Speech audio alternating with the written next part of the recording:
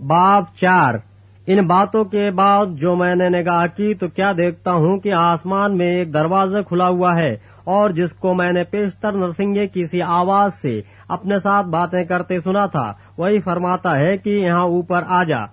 मैं तुझे वो बातें दिखाऊंगा जिनका इन बातों के बाद होना जरूर है। फौरन मैं रूह में आ गया, और क्या देखता हूँ कि आसमान पर एक तख्त रखा है, और उस तख्त पर कोई बैठा है,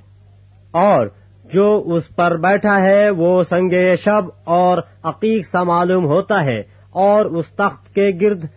जुमुर्द की सी एक धुनक मालूम होती है,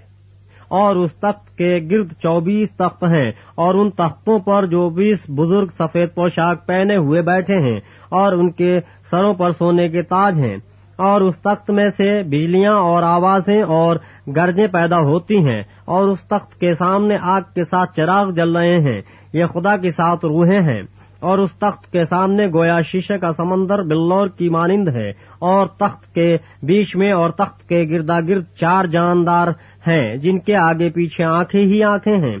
पहला जानदार बबर की मानिंद है, और दूसरा जानदार बछड़े की मानिंद, और तीसरे जानदार का चेहरा इंसान का सा है, और चौथा जानदार उड़ते हुए उकाब की मानिंद है, और इन चारों जानदारों के 6 पर हैं, और चारों तरफ और अंदर आंखें ही आंखें हैं, और रात दिन बगैर आराम लिए ये कहते रहते हैं कि कुद्दूस कुद्दूस कुद्दूस खुदाबंद खुदा कादिर मुतलक, जो था और जो है और जो आने वाला है। और जब वो जानदार उसकी तमजीद और इज्जत और शुक्रगुजारी करेंगे जो तख्त पर बैठा है, और अब्दुल अब्बास जिंदा रहेगा,